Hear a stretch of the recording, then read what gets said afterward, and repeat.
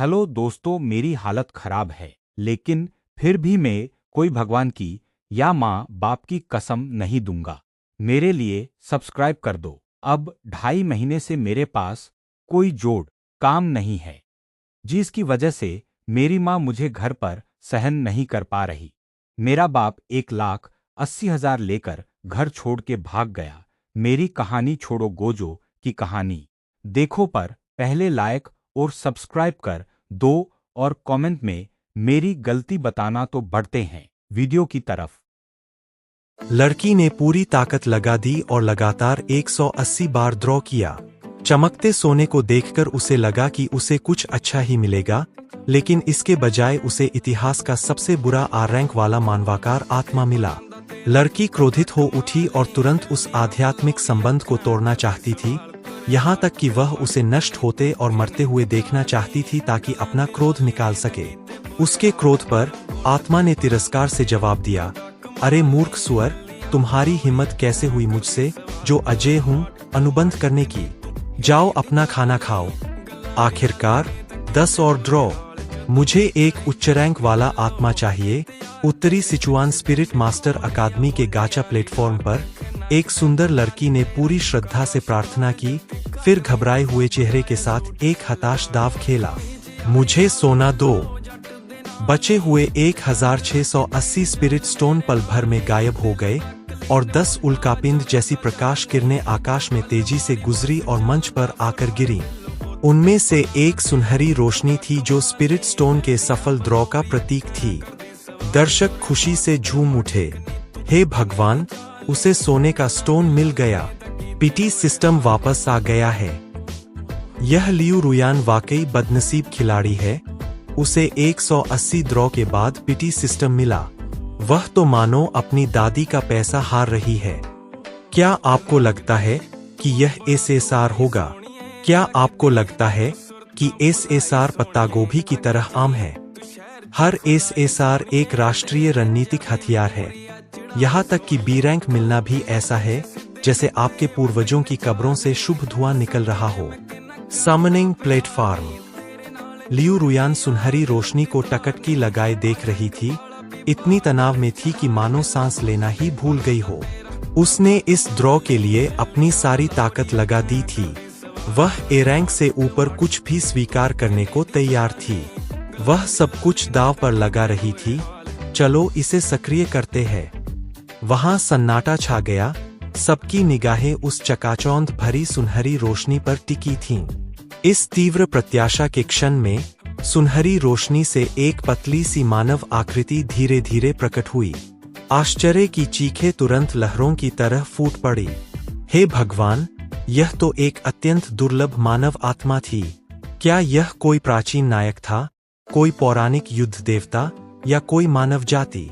मानव आत्माएं तो सबकी सपनों की आत्माएं होती है, जो बिना किसी बाधा के संवाद करती है और अपार क्षमता रखती है। लियू रुयान का चेहरा उत्साह से लाल हो गया। उसकी निगाहें आकृति के शीर्ष पर टिकी थीं। वह उसका रैंक जानने के लिए उत्सुक थी।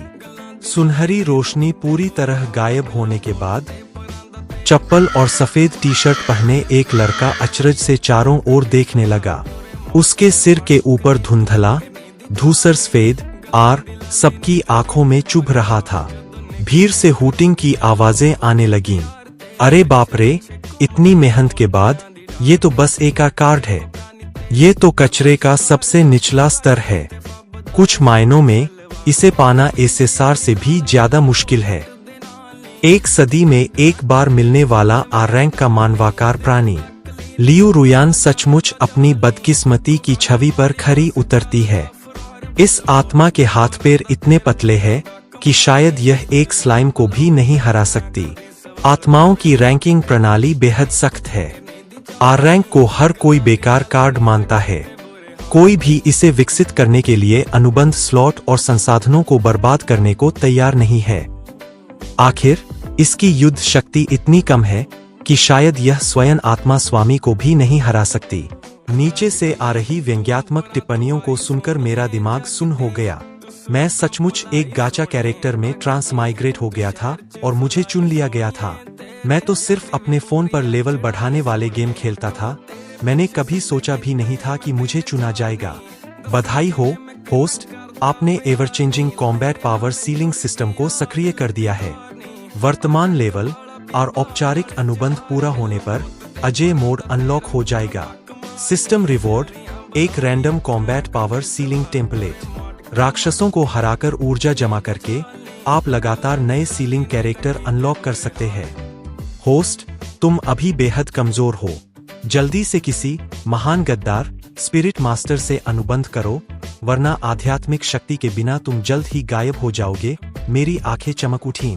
सिस्टम की व्याख्या सुनकर मुझे आखिरकार समझ आ गया।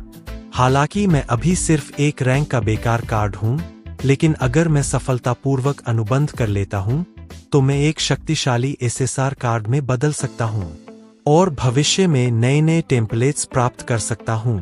क्या इसका मतलब यह नहीं है कि मुझे प्राप्त करना एक पूरे एसएसआर संग्रह को प्राप्त करने के बराबर है?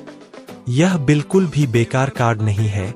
यह तो लगभग भगवान के स्तर का एक ऐसा कार्ड है जो अनंत काल तक विकसित हो सकता है। मैं होश में आई और मंच पर कार्ड ड्रा कर रहे व्यक्ति की ओर देखने लगी, यह जानने के लिए कि किस भाग्यशाली व्यक्ति ने मेरा कार्ड निकाला है। लेकिन जैसे ही मैंने ऊपर देखा, मेरे सामने एक ऐसा चेहरा था जो लगभग विकृत हो चुका था। लियू रुयान मेरे सिर के ऊपर रखे कार्ड को टकटकी लगाए देख रही थी, मानो वह पूरी तरह टूट चुकी हो। एक कार्ड। मैं, एक प्रतिष्ठित परिवार की कुलीन युवती, ने अपनी पूरी जान लगा दी और बदले में मुझे बस सबसे घटिया कार्ड मिला। लियू रुयान पागलों की तरह चीखी। उसकी आवाज इतनी तेज थी कि सबके कान फट गए। मुझ जैसी प्रतिभाशाली को तुम्हारे जैसा बेकार कार्ड कैसे मिल गया? यह मेरा लगातार 180वां ड्रॉ था। मेरी सारी बचत और भविष्य की सारी उम्मीदें इस बेकार कार्ड ने बर्बाद कर दी। मैं उन अपमानों से पूरी तरह स्तब्ध रह गया। यह औरत सचमुच अंधी थी, मुझे साधारण कचरे की तरह समझ रही थी। हालांकि गारंटीशुदा न्यूनतम योजना के अनुसार नहीं हुआ। यह बात मुझे बहुत गुस्सा दिला रही थी, लेकिन इसका मतलब यह नहीं कि वह मुझे इतनी बेरहमी से अपमानित करे। मेरी निगाहें तुरंत ठंडी पड़ गईं और मैंने अपनी अवाकता दिखाने के लिए 2 ठंडी हंसी हंस दी। उन 2 ठंडी हंसी से लियू रुयान का गुस्सा भड़क उठा। तुम, एक तुच्छ, निकम्मे जीव, मेरी मजाक उड़ाने की हिम्मत कैसे करते हो? उसकी आध्यात्मिक शक्ति बढ़ गई और उसने बिना किसी झिझक के अपना दाहिना हाथ उठाया और बन रहे आत्मा के बंधन को तोड़ दिया। तुम मेरे अनुबंध के लायक हो। इस तरह का बेकार कार्ड तो पोछे के रूप में इस्तेमाल करने लायक भी नहीं है।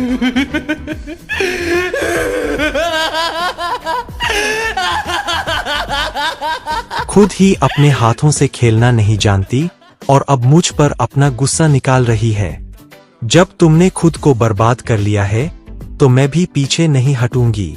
मैंने सीधे जवाब दिया, अरे बाप रे, किस पागलखाने का गेट ठीक से बंद नहीं हुआ था, जिससे यह पागल कुत्ता बाहर निकलकर लोगों को काट रहा है।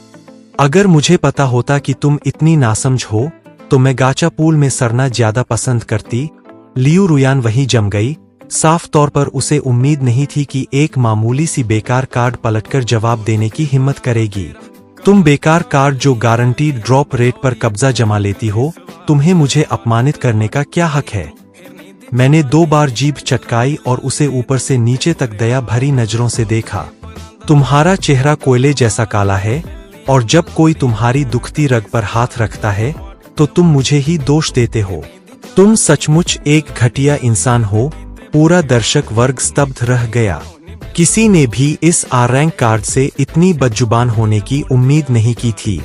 गाचा पूल से बुलाए गए आत्माओं में से कौन सी आत्माएं अलग थलग, चुप और हद से ज्यादा दिखावटी नहीं होती।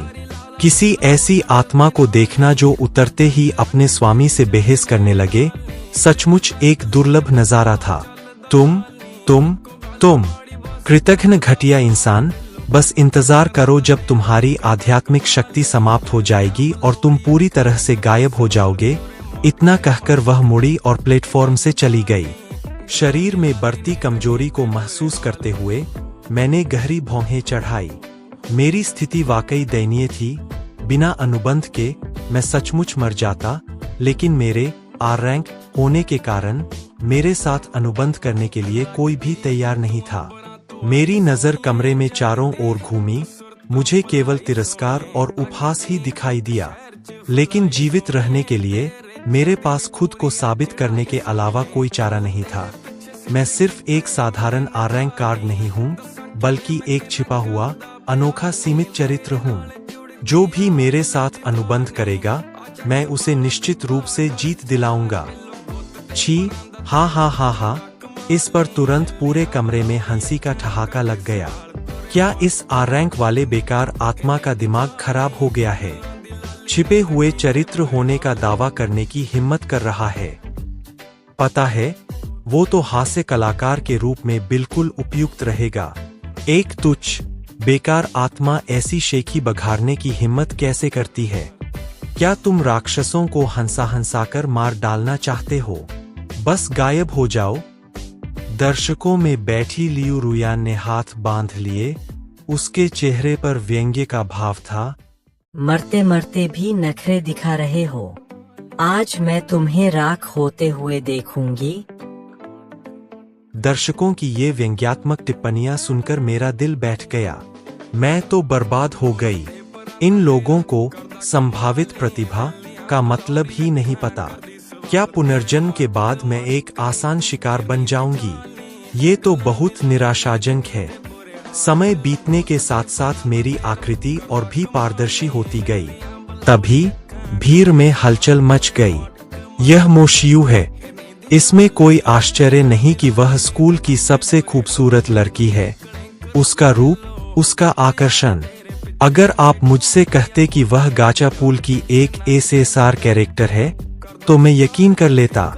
एक बेहद खूबसूरत लंबी देवी मोशियू धीरे धीरे मंच पर आई। उसकी निगाहें स्टैंड्स पर घूम रही थीं।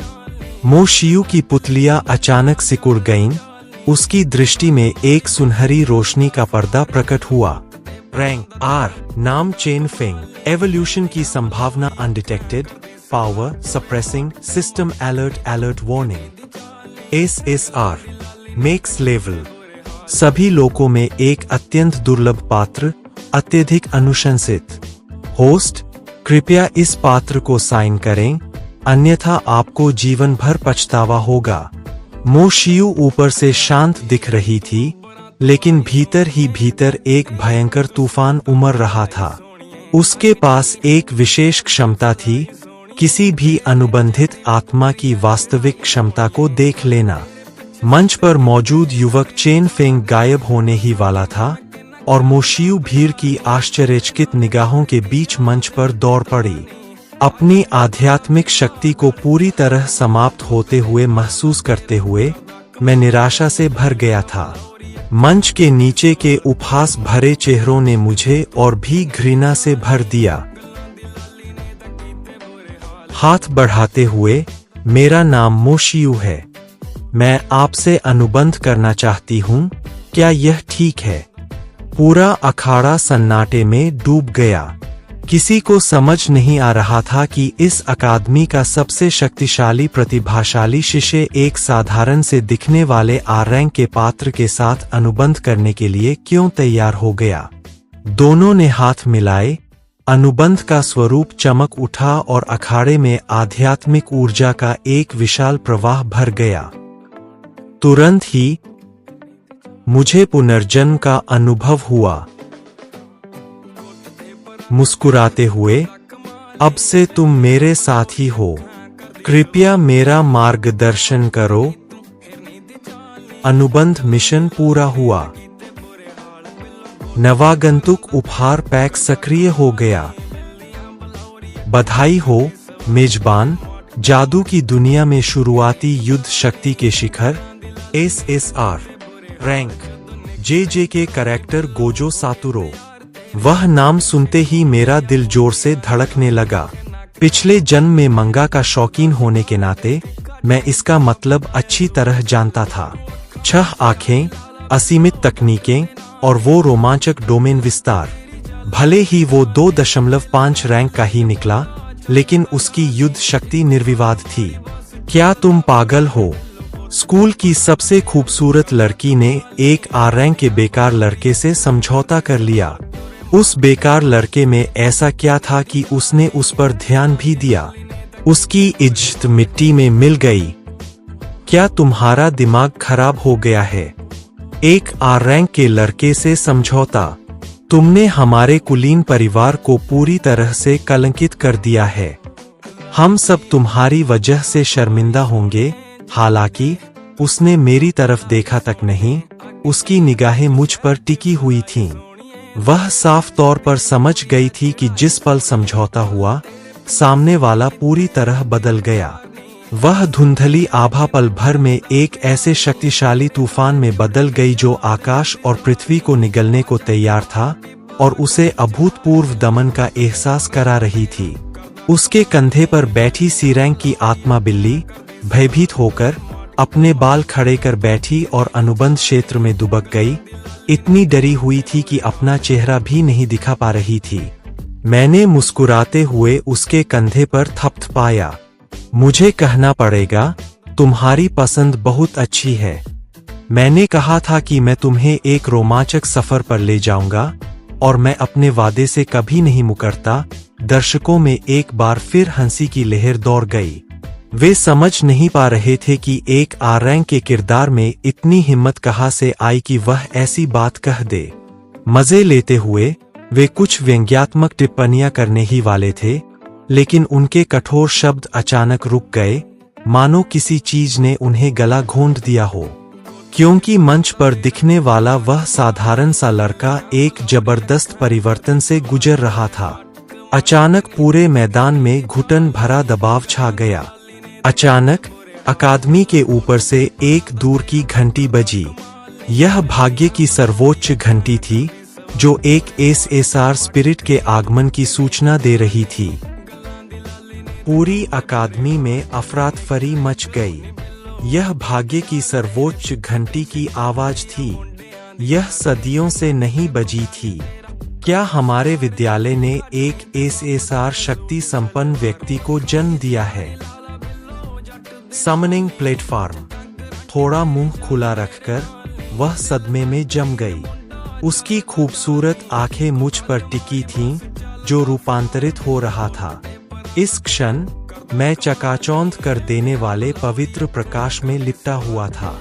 मेरा मूल आकार प्रकाश में खिंचकर नया रूप ले रहा था।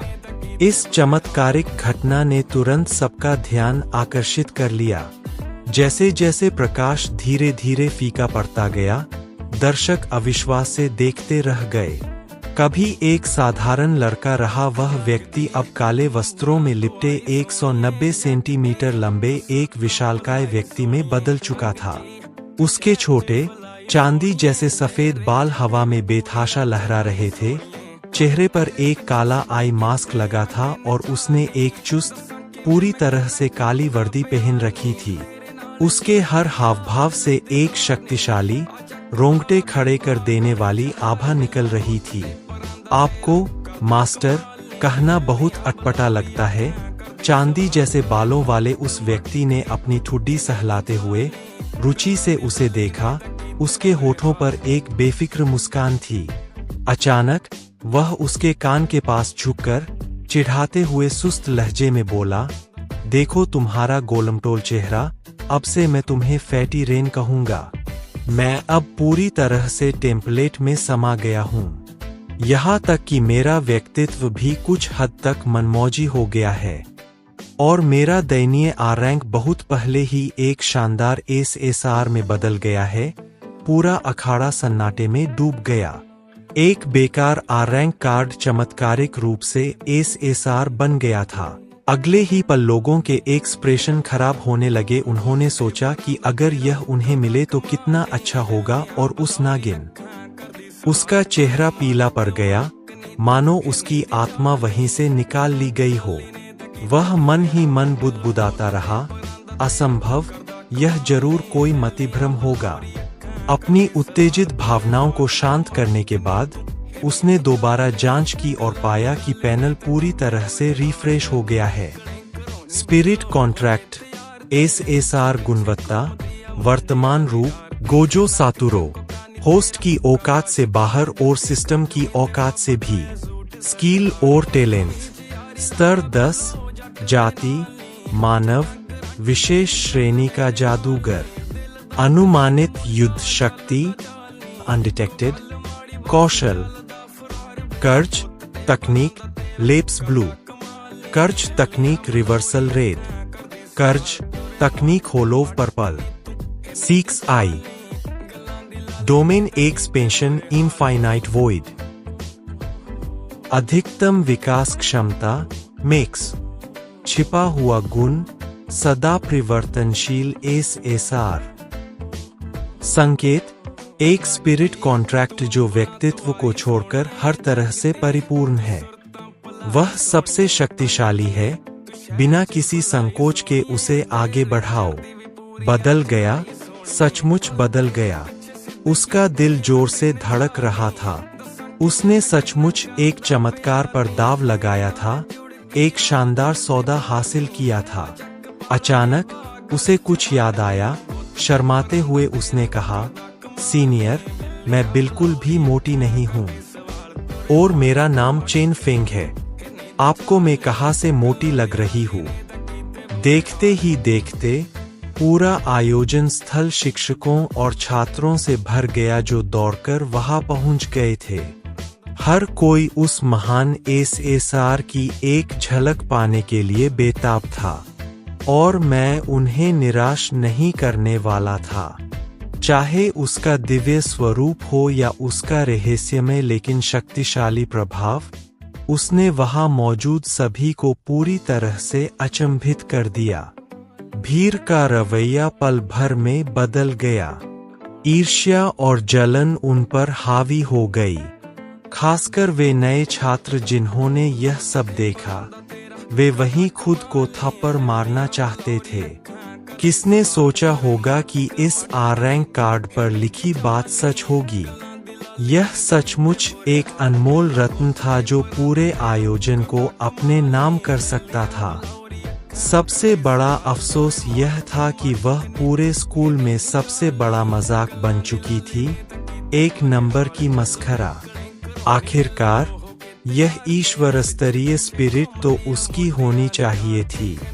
उसके नाखून उसकी त्वचा में गर गए और वह अपना सिर बेतहाशा हिलाने लगी।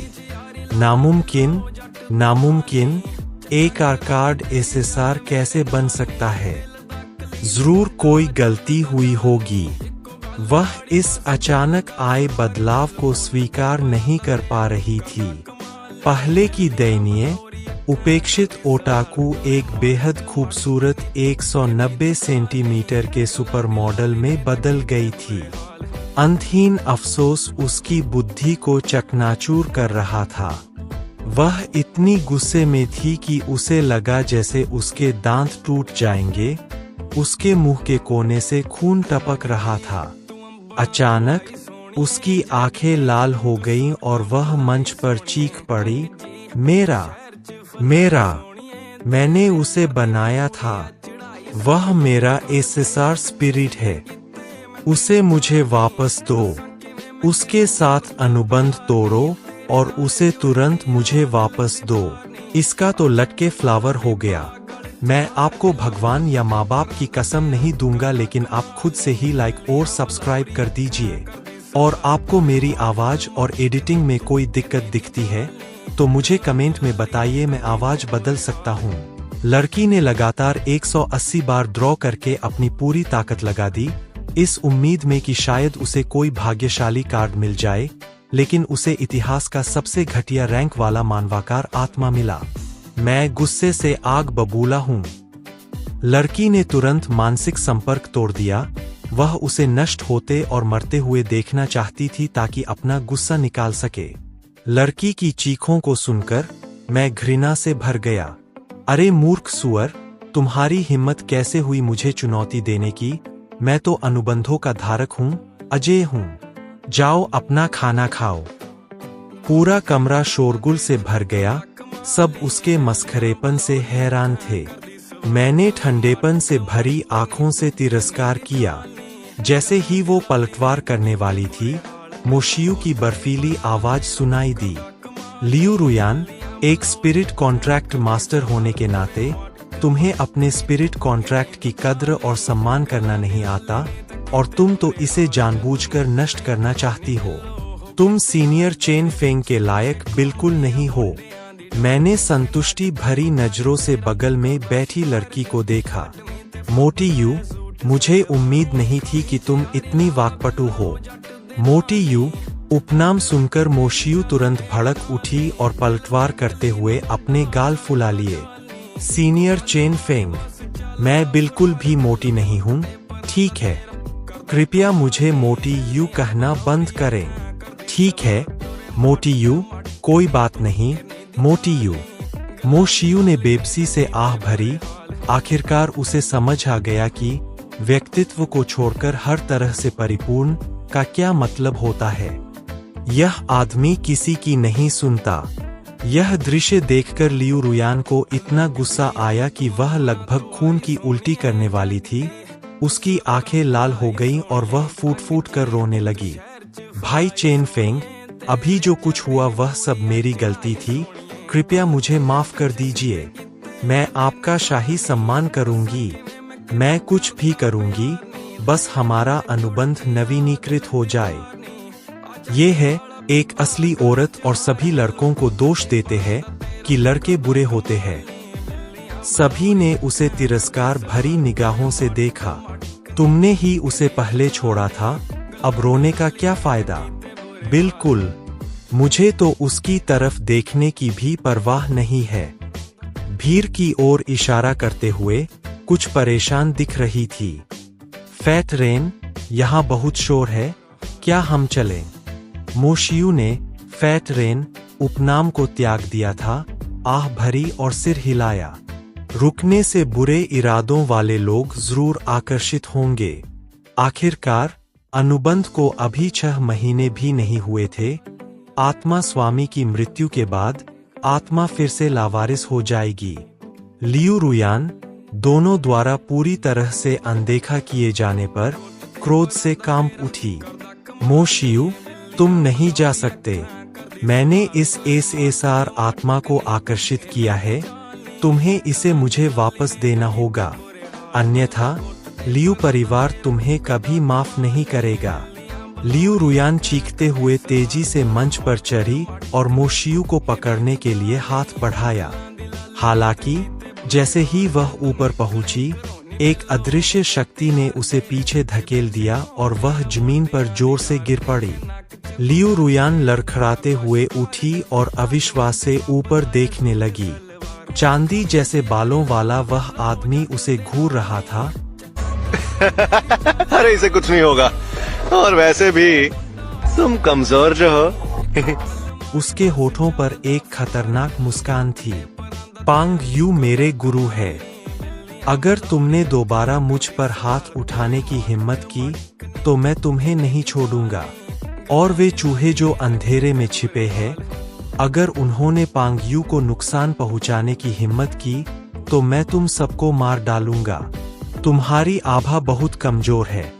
मेरी आवाज हल्की थी, लगभग मजाकिया, फिर भी उसमें एक भयानक दबाव था जिसने लियू रुयान को कांपते हुए जमीन पर गिरा दिया। अंधेरे में छिपे हुए आत्मा गुरु भी तुरंत चुप हो गए।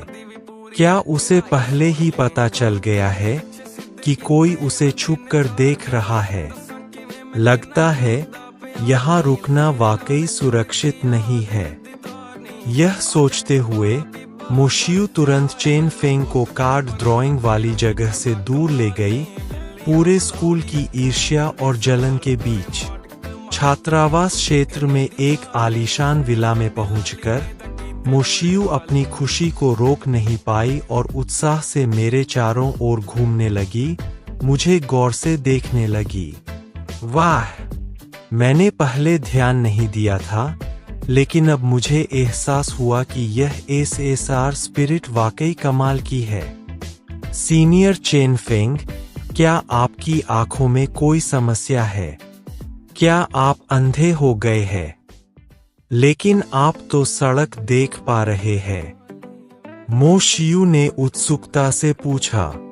मैंने उसके माथे पर हल्के से उंगली मारी। ये क्या बकवास कर रहे हो? ये तो 6 आंखों वाला यंत्र है जो 360 डिग्री तक देख सकता है और इसमें कोई ब्लाइंड स्पॉट नहीं है। अगर कुछ सामने भी आ जाए तो भी इसकी दृष्टि पर कोई असर नहीं पड़ेगा। बस इसकी कंप्यूटिंग शक्ति बहुत ज्यादा है। आंखों पर मास्क लगाने से दिमाग पर ज्यादा भार पड़ने से बचाने के लिए जानकारी का सेवन कम हो जाता है। मो शियू उलझन में थी, लेकिन ये सुनने में बहुत प्रभावशाली लग रहा था। लिविंग रूम में घुसते ही मैं चमड़े के सोफे पर बैठ गई और आदत के अनुसार अपने लंबे पैर मेज पर रख दिए, जिससे कुछ प्यारी सजावटी चीजें गलती से गिर गईं। अरे नहीं, ये तो मेरे सारे पसंदीदा लिमिटेड एडिशन है। मैं आलस से सोफे पर धंस गई। तुम्हें सबसे ज्यादा क्या पसंद है? तुम्हें मैं पसंद हूं, ऐ ना? बिल्कुल, मैं इतना हैंडसम हूं। ठीक है, मुझे सहना ही पड़ेगा। चाहे वो मुझ पर कितना भी रौब जमाए, मुझे बर्दाश्त करना ही होगा। आखिर वो हर स्पिरिट मास्टर का सपना है। अरे, तुम तो बिल्कुल निकम्मे हो। मैंने ऐसे बेवकूफ को जन्म कैसे दे दिया? मूर्ख! लियू परिवार के घर में लियू वेन ने गुस्से से मेज पर मुक्का मारा और लगभग बेहोश हो गया। वो एक एसएसआर स्पिरिट मास्टर है और तुमने उसे ऐसे ही जाने दिया। पिताजी, मुझे कैसे पता चलता कि एक आर्कार्ड एसएसआर में बदल जाएगा? मैं ये बर्दाश्त नहीं करूंगा। आपको मो परिवार से इसे वापस लाने में मेरी मदद करनी होगी। रिवेंज प्लीज पापा, बेवकूफ कही की। लड़की ने पूरी ताकत लगा दी, लगातार 180 बार ड्रॉ किया, इस उम्मीद में कि शायद उसे कोई भाग्यशाली कार्ड मिल जाए, लेकिन अंत में उसे इतिहास का सबसे बेकार आर रैंक का मानवाकार अनुबंधित आत्मा मिला। मानसिक संपर्क तोड़ते हुए वह उसे नष्ट होते और मरते हुए देखना चाहती थी ताकि अपना क्रोध निकाल सके। लड़की की चीखों को सुनकर घृणा से भर गया। अरे मूर्ख सुअर, तेरी हिम्मत कैसे हुई मुझे चुनौती देने की? अनुबंधों वाले अजय को, जाओ अपना खाना खाओ। लियू वेन का चेहरा पीला पड़ गया था, उसके दांत भींचे हुए थे। तुम्हें अभी भी यह कहने की हिम्मत कैसे हुई? एक एसएसआर आत्मा ही लियू परिवार को कुलों की सर्वोच्च श्रेणी में पहुंचाने के लिए काफी है। मो परिवार इसे भला कैसे वापस कर सकता है? लियू वेन का मन कर रहा था कि इस मूर्ख बेटी को थप्पड़ मारकर जान से मार दे। एक एसएसआर स्पिरिट कॉन्ट्रैक्ट, कई लोगों का जीवन भर का सपना, इस बेवकूफ बेटी ने बर्बाद कर दिया। मैं बस क्षण भर के गुस्से में अंधी हो गई थी। आपको इसे वापस दिलाने में मेरी मदद करनी होगी।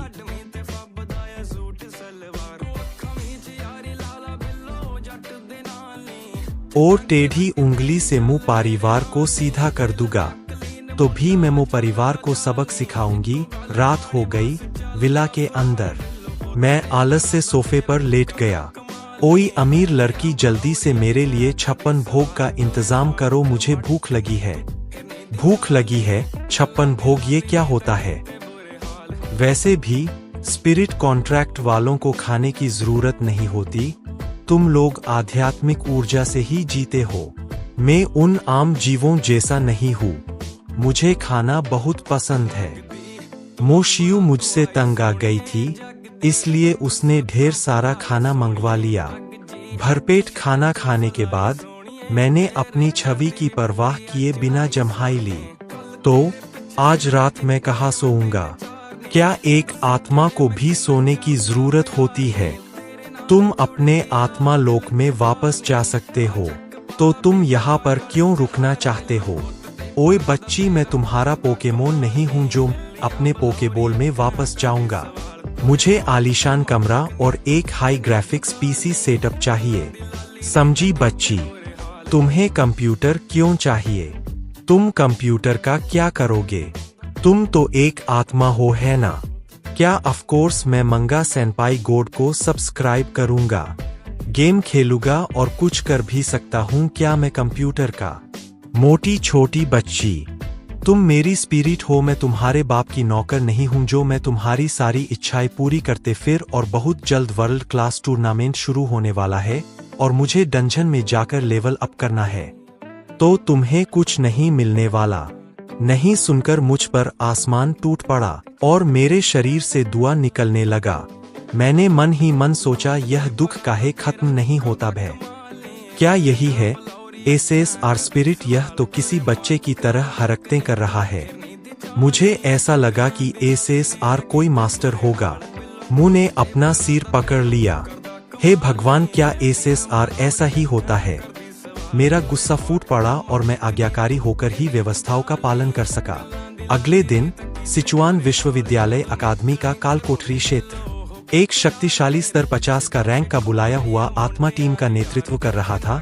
सुंदर लड़कियां और महिला बुलाए हुए आत्माएं प्राथमिकता थीं। 2 सितारा कालकोठरियों को जल्दी से पार करने के लिए टीम बनाओ। कृपया स्तर 30 से नीचे के नौसिखिए न हो। आसपास की चीखें सुनकर मैंने मन ही मन सोचा, शियू, हमें पहले किस कालकोठरी में जाना चाहिए? बेशक शुरुआती कालकोठरी। मैं अभी तक तुम्हारी युद्ध शक्ति और कौशल से परिचित नहीं हूँ। गोजो सातुरो अब गोबलिन से लड़ेगा। ये तो मच्छर मारने के लिए तोप का इस्तेमाल करने जैसा है। डंजन में कठिनाई के स्तर होने चाहिए, ऐ ना? डंजन को शुरुआती 1 से 5 सितारे और अंत में एबिस कठिनाई में विभाजित किया गया है। मैंने हल्के से सिर हिलाया। ठीक है, तो चलो 3 सितारा डंजन में चलते हैं। थोड़ा सा वार्म अप हो जाएगा। क्या कहती हो? बिल्कुल नहीं, तुम पागल हो गए हो क्या? हम पहली बार डंजन में जा रहे हैं, तुम हमें मरवाना चाहते हो क्या? मैंने उसे सोच विचार करते हुए देखा। मैं तो लगभग भूल ही गया था कि तुम तो अभी भी नुबड़ी हो। तुम मुझे जरूर नीचे खींच लोगी। सावधान रहो, अगर हम डंजन में मर गए तो हमारा काम तमाम हो जाएगा। मैंने बेबसी से कंधे उचकाए। तो फिर 2 सितारा डंजन में, इससे कम पर तो मैं नहीं खेलूंगी। मोशियू ने अपनी मुट्ठियां कसकर भींच लीं, लेकिन वह कुछ नहीं कर सकती थी। आखिर वह एक SSR है। मोशियू, मेरा लेवल 60 का रॉक आर्मर कोलोसस बहुत मजबूत और शक्तिशाली है। मैं गारंटी देता हूं कि तुम 2 सितारा कालकोठरी को आसानी से पार कर लोगे। एक लेवल 50 फ्लेम लांस नाइट ने युद्ध में शामिल होने का अनुरोध किया। मोशियू, कैंपस की सबसे खूबसूरत लड़की, मेरा सिल्वर आर्मर जनरल अकादमी में शीर्ष 20 रैंक वाले पात्रों में से एक है। मोशियू के 2 सितारा कालकोठरी में जाने की खबर सुनते ही चापलूसों का एक झुंड तुरंत उसके चारों ओर जमा हो गया। मैंने उन तथाकथित शक्तिशाली योद्धाओं को उत्सुकता से देखा, फिर अचानक हंस पड़ा। तुम लोग इतने कमजोर हो, मुझे कालकोठरी से पार कराने का आत्मविश्वास तुम्हें कहाँ से मिलता है? यह सुनकर हवा एकदम जम सी गई। एक वाक्य ने सबको आहत कर दिया था। तुमने क्या कहा? हम कमजोर हैं। 1000 पाउंड वजन की एक विशाल तलवार जमीन पर जोर से टकराई, जिसे एक गहरा गड्ढा बन गया। बच्ची, SSR में ऐसा क्या खास है? कौन जाने, ये सिर्फ दिखावा है और इसमें कोई दम नहीं। उसने पूरी ताकत लगा दी और 180 डिग्री घुमाकर तलवार निकाली। चमकते सोने को देखकर उसे लगा कि उसे कुछ अच्छा जरूर मिलेगा, लेकिन इसके बजाय उसने इतिहास का सबसे बेकार रैंक का मानव रूपी आत्मा चेन फेंग को खींच लिया। गुस्से में आकर लड़की ने तुरंत अपना मानसिक संपर्क तोड़ दिया। वह चेन फेंग को नष्ट होते और मरते हुए देखना चाहती थी ताकि अपना गुस्सा निकाल सके। अरे मूर्ख सुअर, तेरी हिम्मत कैसे हुई मुझे चुनौती देने की? जाओ अपना खाना खाओ। अनुबंधित आत्माओं की क्रोधित निगाहों का सामना करते हुए चेन फेंग ने अंगड़ाई ली और आलस्य से कहा, मेरी गलती, मेरी गलती।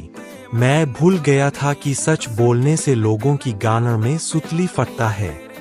यह सुनकर अनुबंध आत्माओं की पीछे सच में सुतली फूट गई, मानो वे उस पर टूट पड़े और उसे चीरफाड़ दे। स्कूल की सुंदरी मोशियू जानती थी कि चेन फेंग के मुंह में जहर भरा है। अगर वह बोलता रहा तो वे सब मिलकर उस पर टूट पड़ेंगे। इसलिए उसने जल्दी से उसे वहां से खींच लिया। जैसे ही दोनों पोर्टल से गायब हुए, सिचुआन विश्वविद्यालय परिसर का नेटवर्क तुरंत फट गया। अरे बाप रे! स्कूल की सबसे खूबसूरत लड़की मो ने 2 स्टार डंजन अकेले ही पार कर लिया। ये तो पागलपन है। तुम्हें पता है, 2 स्टार डंजन में शुरुआत में ही लेवल 20 के दुश्मन होते हैं और बॉस तो 40 लेवल का होता है। सीनियर स्टूडेंट्स को भी अंदर जाने के लिए टीम बनानी पड़ती है और इन्होंने अकेले ही करने की हिम्मत कैसे की? ये तो पागल है। लियू रुयान मैसेज देखकर गुस्से से आग बबूला हो गई। वो कमीनी मोशियू मेरे एसएसआर स्पिरिट के साथ खिलवाड़ क्यों कर रही है? ये मरने लायक है। फिर वो पागलों की तरह हंसने लगी। मर जा, हो सके तो डंजन में ही मर जा। अगर मुझे नहीं मिलेगा तो किसी और को भी नहीं मिलेगा। बेवकूफ लड़की, तुम क्या जानो? तोजी और सुकुना जैसे 999 लेवल के होकर गोजो को नहीं मार पाए तो यह 50 लेवल के हड्डी कंकाल क्या ही कर लेंगे। अंतरिक्ष विकृत हो गया और चेन फेंग गोजो सटोरू के रूप में और मोशियू एक अंधेरी नम गुफा में प्रकट हुए। कालकोठरी जैसी गुफाएं छोटी होती है और जाल से भरी होती है। सावधानी बरतने की सलाह दी जाती है। ओह, तुम तो बहुत कुछ जानते हो। स्पिरिट मास्टर की बुद्धि और कॉन्ट्रैक्ट बेस्ड की ताकत दोनों मिलकर हम यह तो लड़ते हैं। हमारा दिमाग तुमसे ज्यादा होता है और तुम्हारी ताकत। अगर हम ताकतवर होते तो हम तुम्हें देखते भी नहीं। एक तेज रेंगने की आवाज आई और 10 से अधिक 5 मीटर लंबे क्रिस्टल मिनरल बिच्छू स्तर 23 बाहर निकल आए। क्रिस्टल बिच्छू खदान के तत्वों को खाकर अपना डिफेंस बढ़ाते हैं, जिसकी वजह से इनकी डिफेंस बहुत ज्यादा होती है। इनसे लड़ने के लिए इनके शरीर में बनी हुई दरारों में हमला करने से इन बिच्छू को घायल किया जा सकता है। गोजो, अगर तुम जीतना चाहते हो तो इनके दरारे पर हमला करो। ये गोजो का स्टाइल नहीं है। अब देखो मैं क्या चीज हूँ। अनंत शक्तियों का मालिक। क्या बकवास कर रहे हो? मैं कमजोरियों का सटीक पता नहीं लगा सकता। बस सबको कुचल दो। गोजो ने अपना हाथ उठाया। उसकी हथेली में एक हल्की नीली आभा संघनित हुई। कर्ज तकनीक लेप्स ब्लू। नीली रोशनी का एक तेज विस्फोट हुआ और गुरुत्वाकर्षण बल के कारण क्रिस्टल बिच्छू खून से लथपथ धुंध में सिमट गया। उसका कठोर कवच चूर-चूर हो गया। क्या यह 20+ स्तर का राक्षस है? लगता है इसमें प्रतिरोध क्षमता बहुत कम है। क्या यह शापित नीला है? 20+ स्तर का राक्षस नीली रोशनी के सामने कागज जैसा है। स्तर बढ़कर 11 हो गया। स्तर बढ़कर 15 हो गया। क्या तुम मजाक कर रहे हो? 10 से अधिक राक्षसों ने चेन फेंग का स्तर केवल 1 ही बढ़ाया, जबकि लिटिल ब्लैक, जिसने अभी मदद की, उसका स्तर 15 बढ़ गया। लगता है कि एक एसएसआर का स्तर बढ़ाना सामान्य स्पिरिट कॉन्ट्रैक्ट से कई गुना कठिन है। यह बहुत धीमा है। हमें गति बढ़ानी होगी।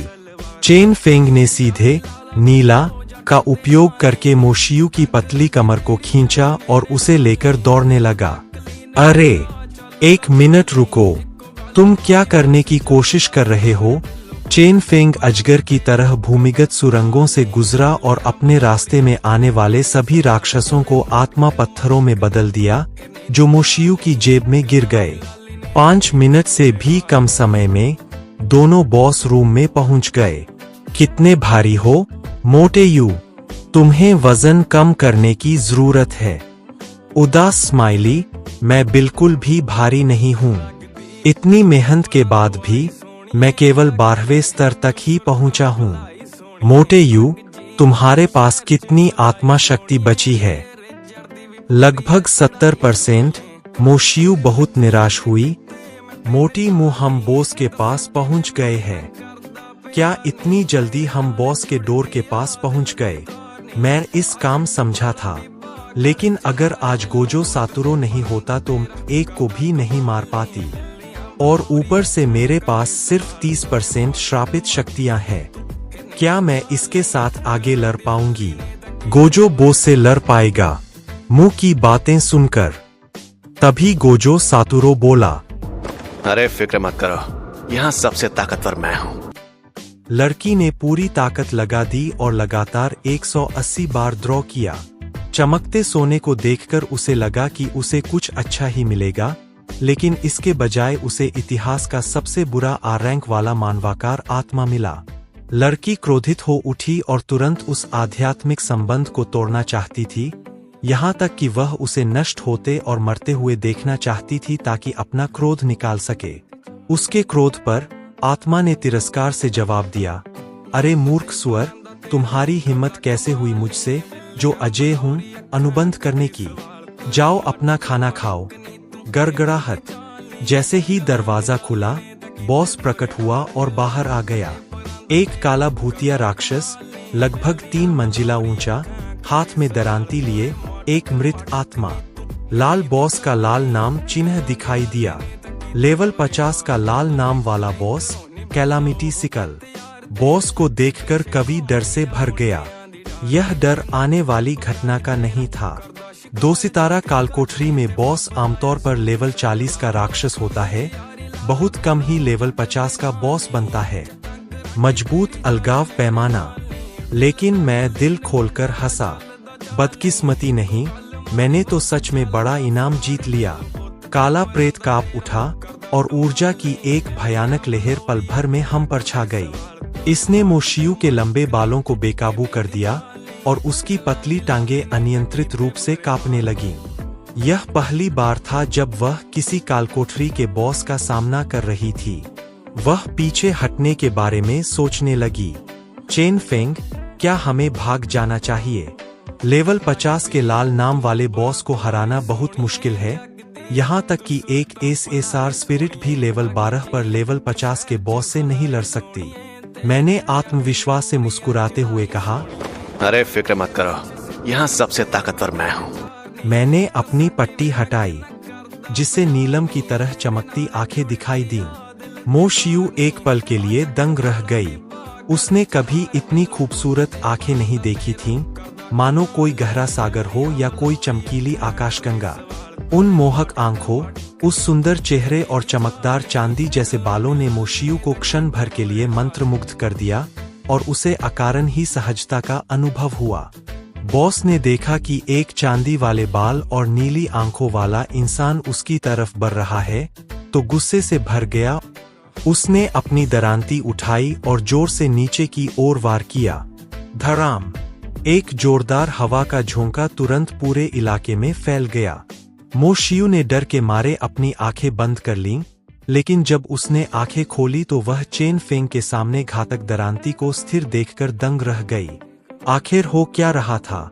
यहाँ तक कि बॉस उनके चेहरों पर विस्मय की एक झलक दिखाई दी। मैंने अपने कंधों से धूल झाड़ी, होठों पर हल्की सी मुस्कान थी। समझी, हमारे बीच एक अथाह अनंत दूरी है। मैं जानता था कि मोशियू अपनी भविष्य की रणनीतियों को बेहतर ढंग से बनाने के लिए मेरी क्षमताओं को समझना चाहती थी। इसलिए मैंने समझाया, यह असीमित तकनीक है।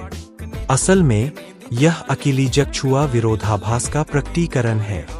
सरल शब्दों में कहें तो यह वास्तविक दुनिया में सापेक्ष स्थिरता है। मेरे करीब आने वाली वस्तुएं और हमले धीमे हो जाएंगे और इस प्रकार मुझे कभी छू नहीं पाएंगे। मोशियू अवाक रह गई। उसने कई शक्तिशाली आत्माओं के कौशल देखे थे, लेकिन इस तरह की कीड़े जैसी क्षमता उसने पहले कभी नहीं देखी थी। अनंत की गणितीय अवधारणा सचमुच वास्तविकता में साकार हो गई है। उसने पहले सोचा था कि गोजो सातुरो महज एक घमंडी और बदतमीज इंसान है, लेकिन पता चला कि वह वाकई में घमंडी होने का हकदार है। अपनी असीमित तकनीक के बल पर वह 10वें स्तर पर भी शक्तिशाली दुश्मनों से लड़ सकता है। ऐसा इसलिए है क्योंकि यह कौशल यांत्रिक रूप से आधारित क्षमता है जिसका स्तर से कोई संबंध नहीं है।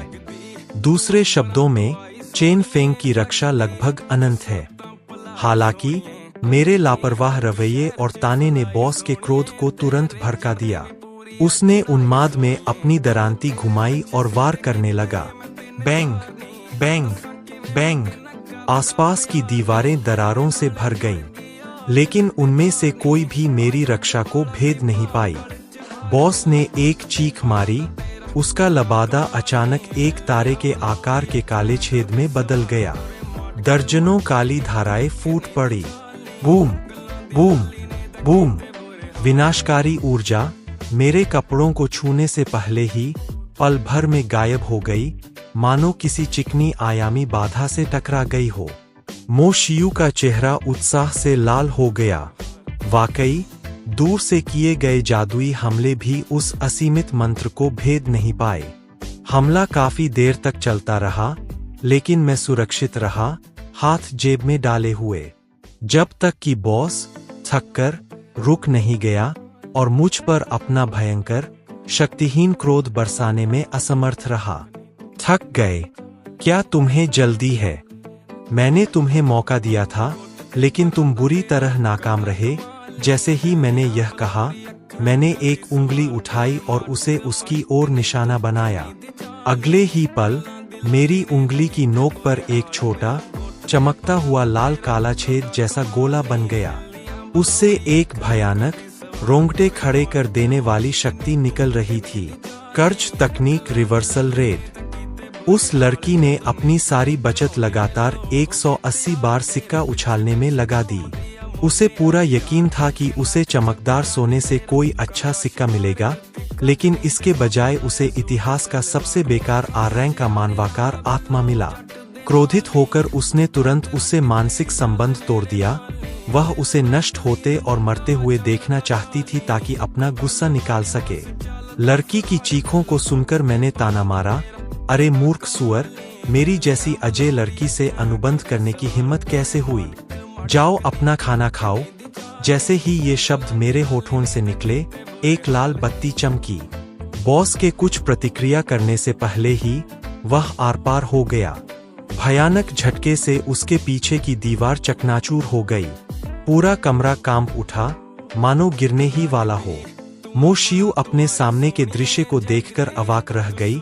उसका मुंह थोड़ा खुला था, लेकिन वह एक शब्द भी नहीं बोल पा रही थी। स्पिरिट चेन फेंग का स्तर बढ़कर लेवल 15 हो गया है। स्पिरिट ब्लैक कैट एल्फ का स्तर बढ़कर लेवल 30 हो गया है। 2 सितारा कालकोठरी सफलतापूर्वक पार कर ली गई, जिससे 1300 स्पिरिट स्टोन, एक डेथ स्काइथ और एक डार्क कोर प्राप्त हुए। मो शियू का आश्चर्य तब जागा जब सूचना की घंटी बजी। उसने खुशी खुशी सारे इनाम अपने स्टोरेज में रख लिए। यह तो बहुत सस्ता है। लाल नाम वाले बॉस से मिले सभी आइटम उच्च कोटि के थे। स्पिरिट ब्रेकथ्रू के लिए आवश्यक सामग्री।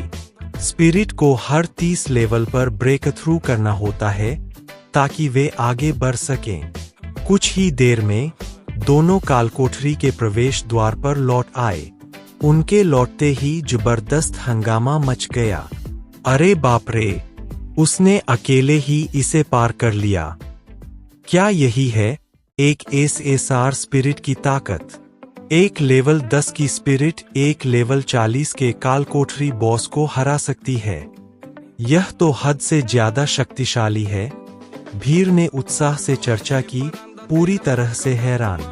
मो शियू को भी लगा जैसे वह सपने में थी। मो शियू बहुत ही थक गई थी, इसलिए उसने अंगड़ाई ली और एक गहरी सांस ली। वह घर जाकर सोना चाहती थी, तभी एक हवा को काटते हुए बड़ी कुल्हाड़ी मो शियू के सर की तरफ बढ़ने लगी।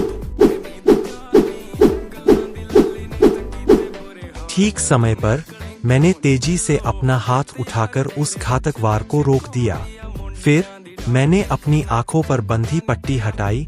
मेरी नीली आंखें जानलेवा इरादे से धधक रही थीं।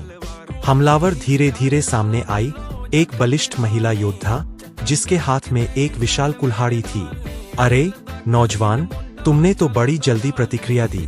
मुझे इस लड़की को मार गिराने दो, यह सबके लिए अच्छा होगा। जिंदा रहना है तो रास्ते से हट जा बच्चे। तोजी की बातें सुनकर सभी बच्चों ने अपनी ताकतवर तकनीक इस्तेमाल की और देखते ही देखते अफरातफरी मच गई। जो छात्र देख रहे थे वे डर के मारे इधर-उधर भागने लगे। उन्हें लगा कि देवताओं के बीच की लड़ाई इंसानों पर विपत्ति लाएगी। मो शियू वहीं जम गई, उसके पैर कांप रहे थे। अगर चेन फेंग ने समय रहते उस हमले को न रोका होता तो वह अब तक लाश बन चुकी होती। उसने एसएसआर स्पिरिट्स के प्रति स्पिरिट मास्टर्स के जुनून को कम आंका था। यह सिचुआन विश्वविद्यालय की स्पिरिट मास्टर अकादमी थी। वे खुलेआम हत्या का प्रयास करने की हिम्मत कैसे कर सकते हैं? मैंने अपनी 6 आंखें सक्रिय की और पूरे इलाके को ध्यान से स्कैन किया, लेकिन मास्टरमाइंड नहीं मिला। चूंकि वे मेरे पीछे पड़े थे, एक एसएसआर कैरेक्टर के पीछे, असली अपराधी जरूर आसपास ही कहीं छिपा होगा। मोशियू की मौत होते ही कॉन्ट्रैक्ट हथियाने के लिए तैयार। मोटे यू, इस स्थिति में तुम्हें उसे मारने पर कोई आपत्ति नहीं होनी चाहिए, ऐ ना? मोशियू ने महिला योद्धा को देखा और ठंडे लहजे में पूछा, तुम्हारा स्पिरिट मास्टर कौन है? तुम्हारी हिम्मत कैसे हुई मुझ पर हमला करने की? क्या तुम मेरी पहचान जानती हो? मैं मो परिवार की मो शियू हूँ। यह तो किलर को अपना आधार कार्ड दे रही है। पागल। हा, छोटी लड़की, क्या तुम्हें लगता है कि मैं इतनी बेवकूफ हूंगी कि अपनी पहचान बता दूंगी? उसने अकादमी के केंद्र की ओर देखा, उसकी भौहें थोड़ी सिकुड़ गईं। समय बहुत कीमती है। अगर वे परेशान करने वाले शिक्षक आ गए तो तुम्हें मारना आसान नहीं होगा। उसने मो शियू की तरफ देखा और अपनी कुल्हाड़ी कसके पकड़ ली। मोशियू का सुंदर चेहरा ठंडा था और उसने ठंडे लहजे में 3 शब्द कहे, उसे मार डालो। उस ताकतवर महिला योद्धा ने अपनी विशाल कुल्हाड़ी को धक्का दिया और ताना मारते हुए कहा, छोटी लड़की, तुम चाहती हो कि यह लेवल 15 की आत्मा मुझ जैसे लेवल 70 के बी रैंक योद्धा को मार डाले? क्या तुम्हें डर नहीं लगता कि तुम अपनी क्षमता से ज्यादा बड़ा काम अपने हाथ में ले रही हो? यह सुनकर मोशियू ने भौहें चढ़ा लीं। इतनी बड़ी योजना, सच में हत्या के लिए लेवल 70 के बी रैंक की आत्मा का इस्तेमाल करने को तैयार हो? गोजो सातुरो, वह कुछ कहने ही वाली थी कि मैंने उसे बीच में ही रोक दिया। इस बार मैं शायद थोड़ा ज्यादा सख्त होऊंगा। तुम एक अमीर औरत हो, तुम्हें मुआवजा देने में सक्षम होना चाहिए, ऐ ना? किस बात का मुआवजा? मोशियू का चेहरा खाली था। मैंने शरारती मुस्कान के साथ लड़ने की मुद्रा अपनाई। कर्ज तकनीक रिवर्सल रेड। कर्ज तकनीक लेप्स ब्लू। अंदाजा लगाओ क्या होगा जब ये दोनों शक्तियां अनंत रूप से एक दूसरे पर आ जाएंगी और टकराएंगी।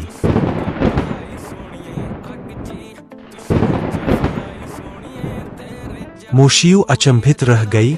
उसने खालीपन से सिर हिलाया। मुझे नहीं पता, मैंने रहस्यमयी मुस्कान के साथ कहा, तुम्हें जल्द ही पता चल जाएगा। जैसे ही ये शब्द मेरे मुंह से निकले, ऊर्जा का एक भयानक प्रवाह संकुचित होकर फूट पड़ा। यह देखकर महिला योद्धा का पसीना छूट गया, मानो उसे किसी आने वाले विनाश का पूर्वाभास हो रहा हो। बैटल बरसेरकर आर्मर, वह दहाड़ी, उसके चारों ओर एक चमकदार कवच की मोटी परत प्रकट हो गई। फिर उसने जमीन को चीरते हुए बिजली की गति से आगे बढ़ी। जैसे थोड़ी देर कर दी तो राख में बदल जाएगी। कर्ज तकनीक होलोव पर्पल। जैसे ही मैंने ये शब्द कहे, मेरे सामने का अंतरिक्ष पल भर में विकृत और मुड़ गया। विनाशकारी प्रकाश का एक बैंगनी गोला कान फाड़ देने वाली गर्जना के साथ बाहर निकला।